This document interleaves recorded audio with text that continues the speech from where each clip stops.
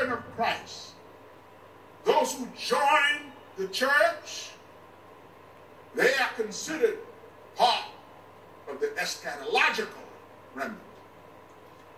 And then there is what I call the spiritual remnant. Those who in their character resemble, reflect, and reveal the character of God. The spiritual remnant. They are the true witnesses of the living God, the last generation of the church on earth. Now, hear me now. You can join the numerical remnant and still be lost. Now, did you hear what I just said? You can join the eschatological remnant and still be lost.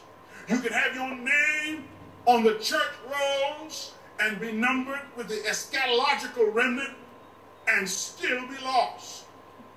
The only way to be saved is to be numbered with the spiritual remnant, the remnant who keep the commandments of God and the faith of Jesus. Here's what Ellen White says. She says, notwithstanding the spiritual darkness and alienation from God that exists in the churches which constitute confusion and Babylon, she said the great body of Christ's true followers, his true followers, the spiritual remnant, they are still, she said, right now in the communion of other churches. So let's be clear. Not everyone who is part of the eschatological remnant are part of the spiritual remnant. And God has not yet gathered his spiritual remnant. Right now, his spiritual remnant are in many of the churches stretched around the globe.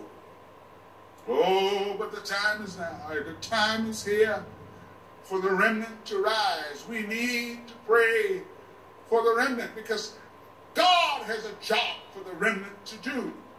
God has called and commissioned the remnant to give the last message of mercy to the world. And right now, the numerical remnant, we are weak. We're enfeebled. Right now, the eschatological remnant, we're weak.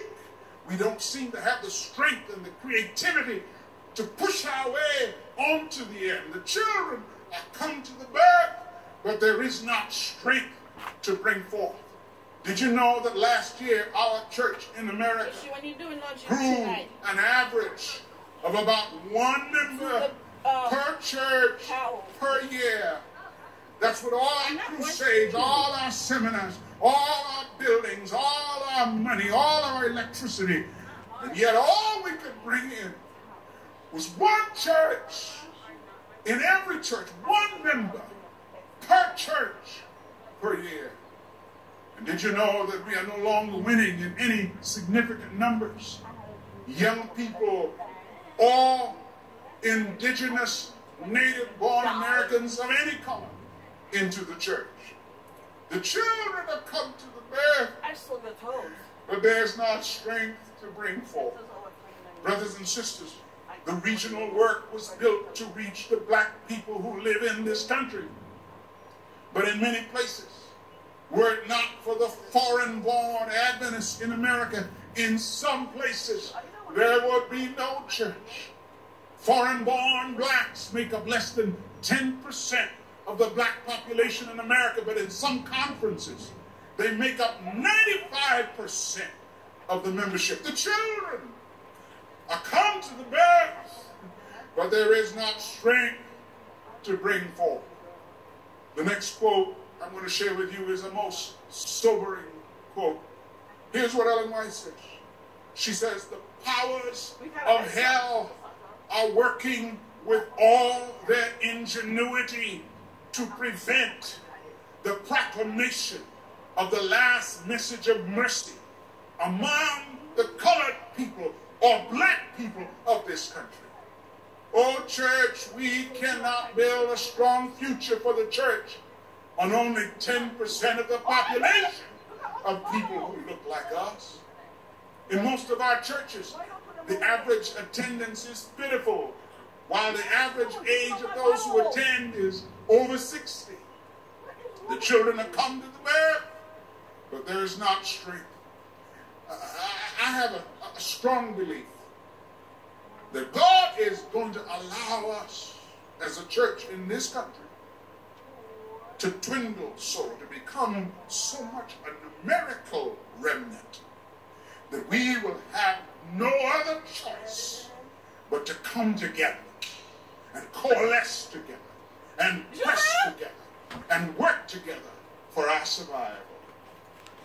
He said, if my people, which are called by my name, shall humble themselves and pray and seek my face and turn from their wicked ways, then will I hear from heaven and will forgive their sin and will heal their land.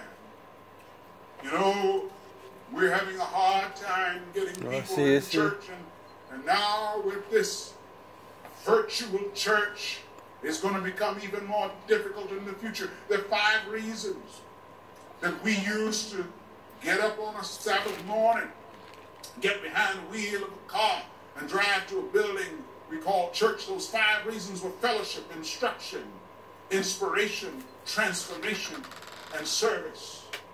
But they're all being digitized. Today, 80% of young people's fellowship is digital. They tell us that's why teenage pregnancy is down in America, because you can't get pregnant FaceTime.